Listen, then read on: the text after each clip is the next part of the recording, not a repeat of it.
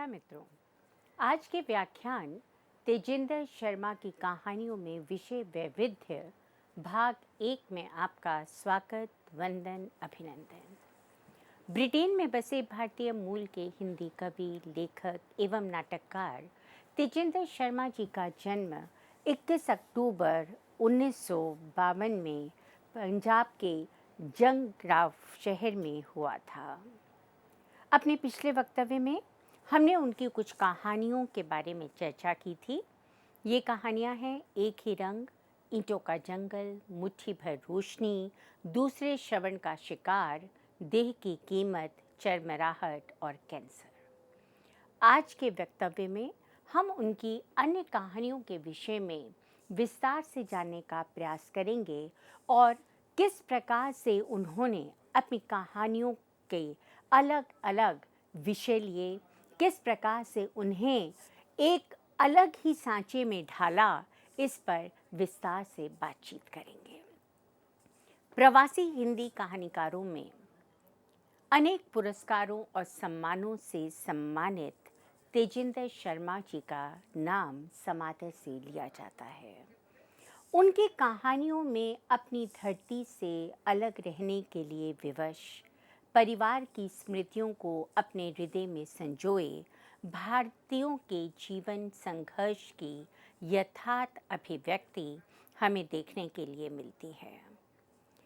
अर्थाधारित संबंध कितने खोखले, कितने स्वार्थपूर्ण होते हैं, इसे हम कथाकार की विभिन्न कहानियों में देख सकते हैं। तेजिंदर जी ने अपनी कहानियों में निरंतर अकेले होते जाते व्यक्ति को बहुत सहज ढंग से लिपिबद्ध किया है। विदेशी परिवेश में भारतीय अपने जीवन मूल्यों जिनके साथ वे पले बड़े होते हैं, उस धरती पर अनुपस्थित पाकर वहाँ के जीवन को अपनाने के लिए संघर्ष करते रहते हैं। इस पीड़ा, संत्रास, कुंठा और संघर्ष को शब्दों में वर्णित करना सहज नहीं होता। तेजिंदर जी की कहानियाँ कुंठाओं, विभिन्न सामाजिक परिवेशगत समस्याओं से जूझते पात्रों की मानसिक अवस्था को सहज, सरल शब्दों में अभिव्यक्त करती हैं।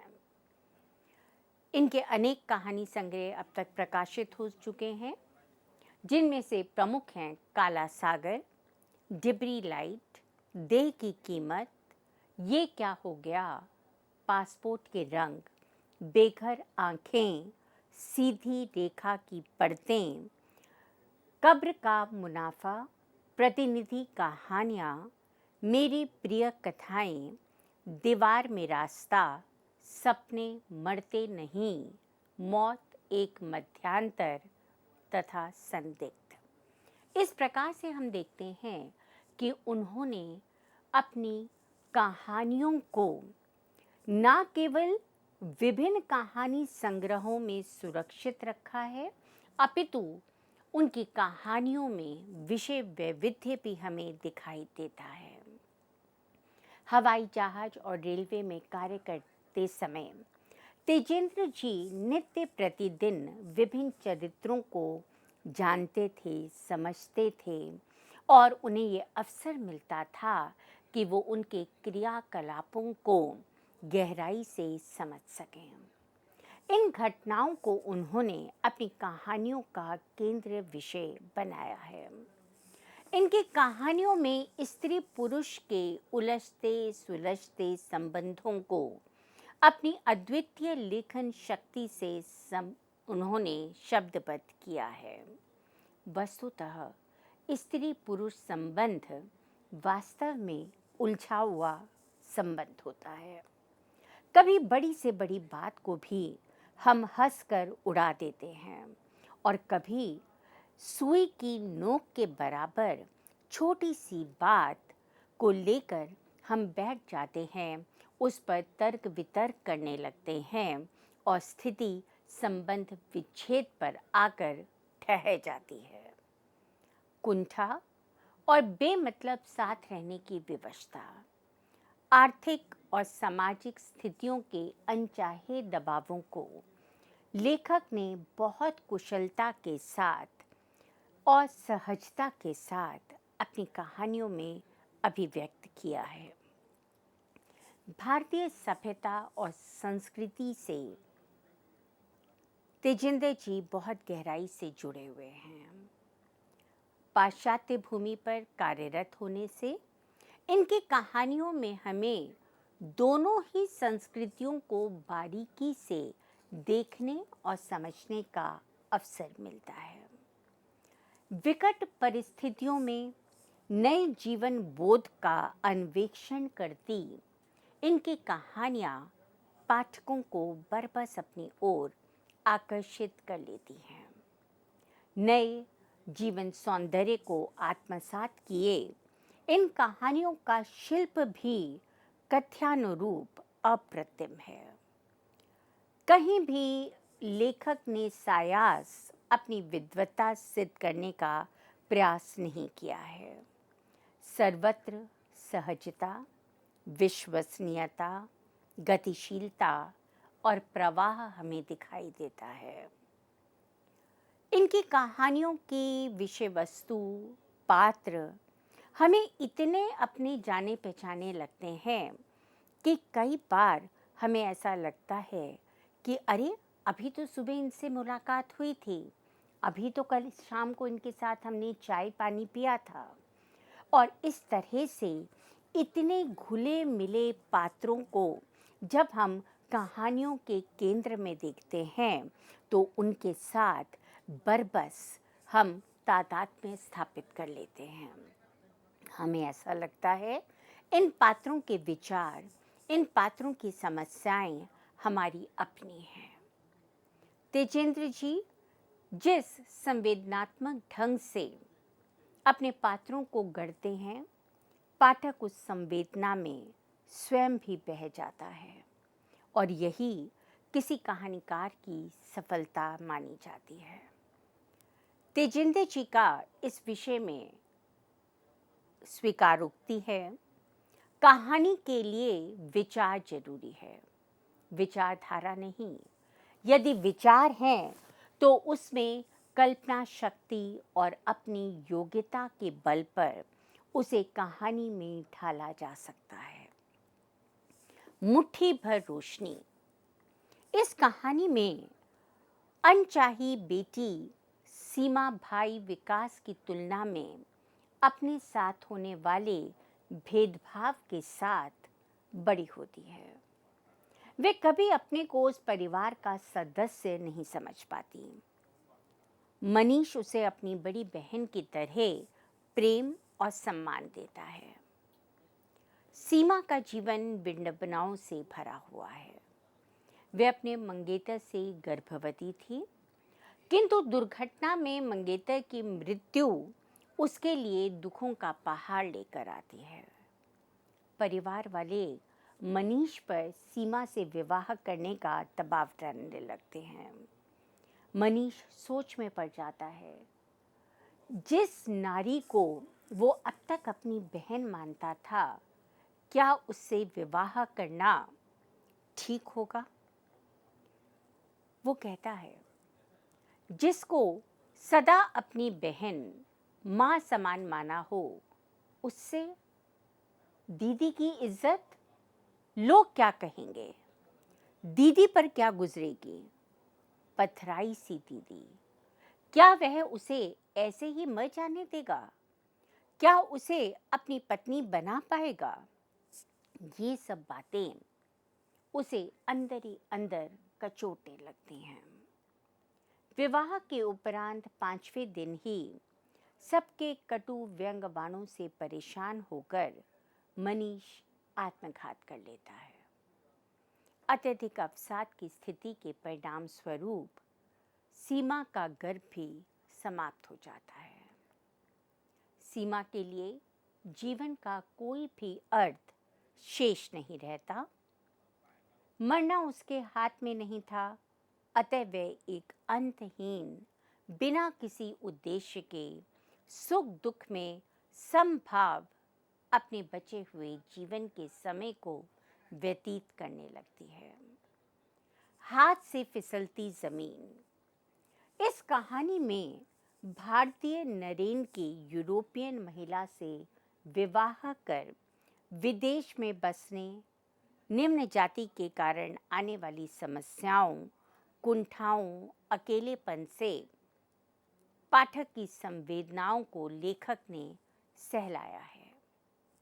पैसा, परिवार, भौतिक सुख समृद्धि, सब कुछ होने पर भी वह अपने आप को अकेला अनुभव करता है। वस्तुतः यह कहानी भारतीय और विदेशी संस्कृति के मध्य फैले वर्चस्व के द्वंद्व को कहीं ना कहीं चित्रित करने में सफल रही है।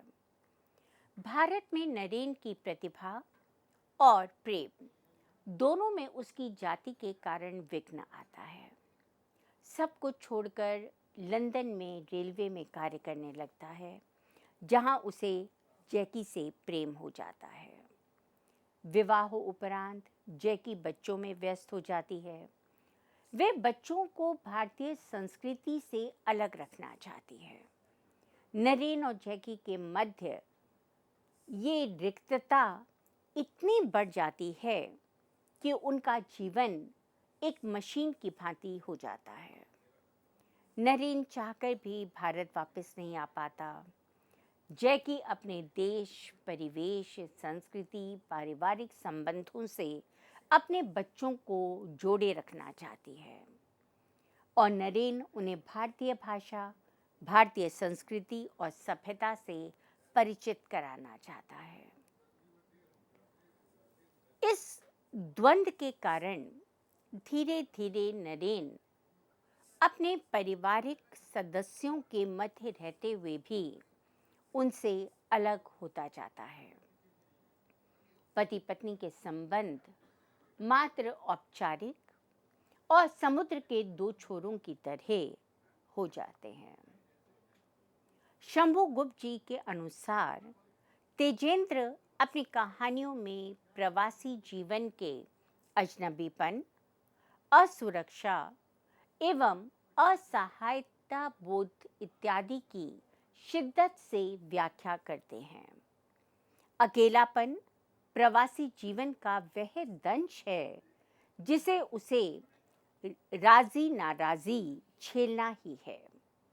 अकेलेपन और अजनबीपन से असुरक्षा एवं असहायता का बोध पैदा होता है कि विदेश में कोई अपना नहीं। कहीं कहीं तो नागरिकता ग्रहण कर लेने के बाद भी प्रवासियों का दोयम दर्जा बरकरार रहता है। भंवर कहानी में स्त्री पुरुष संबंध को एक नई दृष्टि से लेखक ने देखा है, जहां रमा भरत के साथ रागात्मक संबंध केवल संतान प्राप्ति के लिए बनाती है। स्मिता, भरत अपने दोनों बच्चों के साथ मुंबई में खुशहाल जीवन जी रहे थे। लंदन, अमेरिका घूमने का सपना मन में संजोए भरत बैंक की नौकरी छोड़ एयरलाइंस में काम करने लगता है।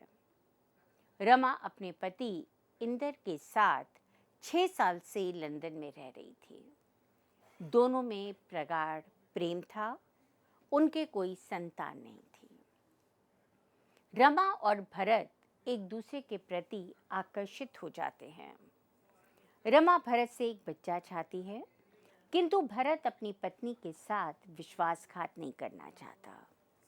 रमा भी भारतीय संस्कारों के कारण कहीं ना कहीं अपनी इच्छा को अनुचित तो मानती है, किंतु फिर भी अपनी इच्छा को परिणाम में परिणत होता हुआ भी देखना चाहती है। वह कहती है, भरत, इसके बाद ना ही मुझे दोबारा होटल के कमरे में अकेले आने के लिए कहना। तुम चाहो तो भी इसे नहीं पाओगे। हमारे शरीर मिलेंगे तो केवल इसलिए कि मुझे तुम्हारा बच्चा चाहिए। इसके बाद अपने संबंधों की प्रतिष्ठा बनाए रखना। रमा के गर्भवती होने पर भरत स्वयं को एक भंवर में फंसा हुआ अनुभव करता है। उसे हमेशा ये डर सताता रहता है कि यदि रमा के बच्चे की आंखें भी उसके बच्चों के समान नीली हुई तो उसका परिवार अंततः बिखर जाएगा। कोक का किराया। इस कहानी में इंग्लैंड में जन्मी दो भारतीय युवतियां अंग्रेजों से शादी करती हैं। संगीतकार जया मशहूर फुटबॉल खिलाड़ी बीफी डेविड से विवाह बंधन में बन जाती है। मनप्रीत उर्फ मैनी रेलवे ड्राइवर गैरी से विवाह करती है। गैरी की 2 संतानें हैं, किंतु शादी के 6 वर्षों उपरांत भी डेविड को संतान सुख नहीं मिलता। जया अपनी मित्र नैनी को सरोगेसी के लिए मनाती है। गैरी के समझाने पर कि मैनी का सरोगेसी का निर्णय उनके अपने भावी जीवन को प्रभावित करेगा, वह मानती नहीं। बच्चे के जन्म के उपरांत जया और डेविड उससे दूर चले जाते हैं। वे बच्चे को उससे मिलने भी नहीं देते।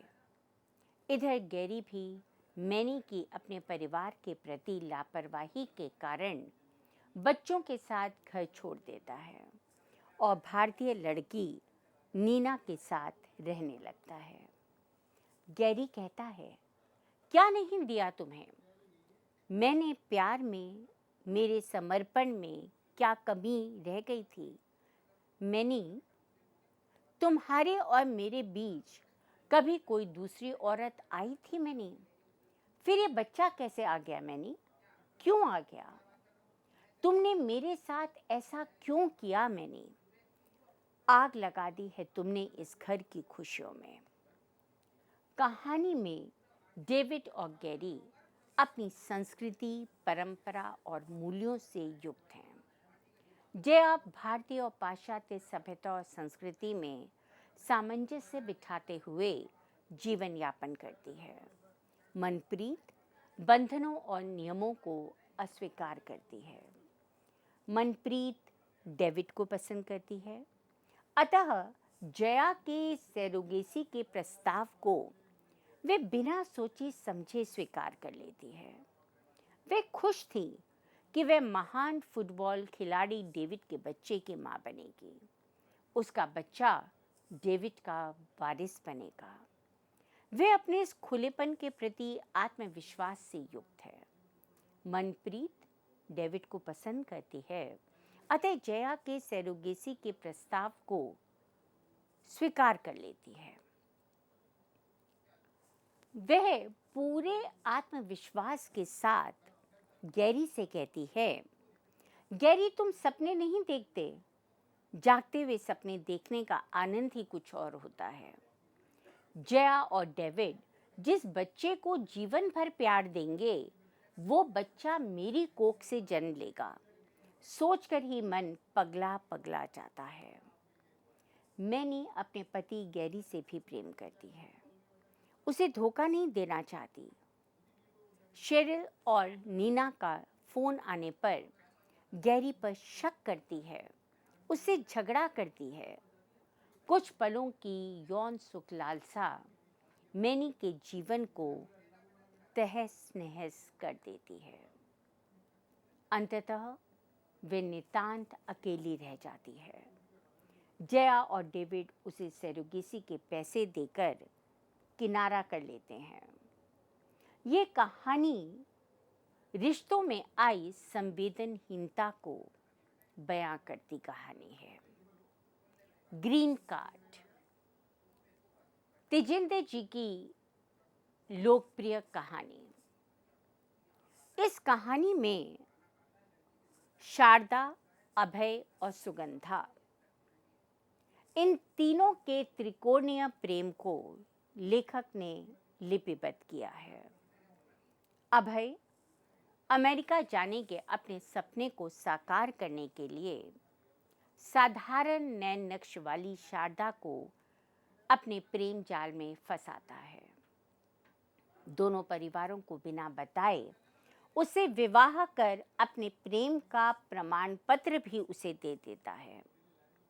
शारदा के अमेरिका जाने पर वह उसके प्रेम सिक्त पत्रों का उत्तर भी केवल औपचारिकता के रूप में देता रहता है, जिससे शारदा के मन में उसके प्रेम के प्रति संदेह उत्पन्न ना हो। दूसरी तरफ शारदा अभय से सच्चा प्रेम करने लगती है। वह अमेरिका पहुंचते ही अभय को वहां जल्दी से जल्दी बुलाने के लिए भाग दौड़ करती है।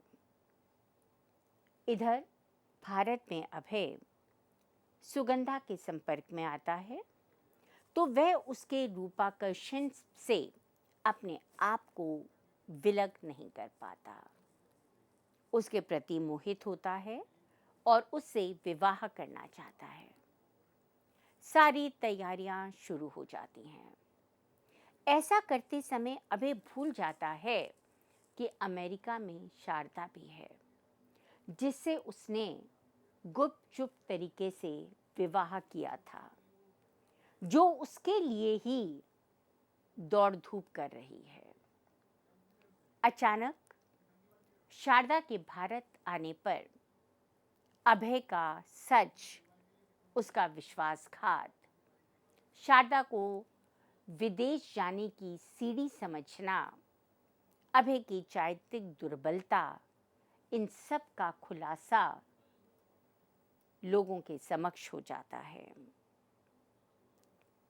अभय की स्थिति विचित्र हो जाती है। ना उसे शारदा मिलती है और ना सुगंधा। इस प्रकार से हम देखते हैं कि तेजेंद्र शर्मा जी ने अपने आसपास घटित होने वाली छोटी छोटी घटनाओं को अपनी कहानियों का वर्ण विषय चुना। बहुत सहज रूप में घटनाओं को विकसित किया। पात्र दोनों तरीके के हैं, सुपात्र भी हैं और ऐसे पात्र भी हैं जिनमें मानवीय दुर्बलताएं मिलती हैं, जैसे ग्रीन कार्ड का अभय। वो केवल शारदा को सीढ़ी बनाना चाहता है, अन्यथा यदि उसका मन साफ होता, पवित्र होता, वो सच में शारदा से प्रेम कर रहा था, तो उसे गुपचुप तरीके से उससे विवाह नहीं करना चाहिए था। शारदा का मन साफ था, कोई छल कपट नहीं था और इसीलिए वो अभय जो कुछ उसको समझाता वो उसको सच मान लेती। जिस तरह से तेजेंद्र जी ने छोटी छोटी सामान्य सी दिखने वाली घटनाओं को लेकर कहानियों का ताना बाना बुना है, उसी तरह से उनकी अभिव्यक्ति भी सहज, सरल, प्रवाहमयी है। कहीं पर भी लेखक ने अपनी विद्वत्ता को दिखाने का प्रयास नहीं किया है। पाठक एक बार उनकी रचना को पढ़ना शुरू करता है तो बिना रुके अंत तक उसे पढ़ जाता है। इतनी सहज, इतनी सरल, मन के भावों को छूने वाली कहानियों को सृजित करने वाले तेजेंद्र शर्मा जी की अन्य कहानियों के विषय में हम अपने अगले व्याख्यान में बात करेंगे। तब तक के लिए आप सबका धन्यवाद।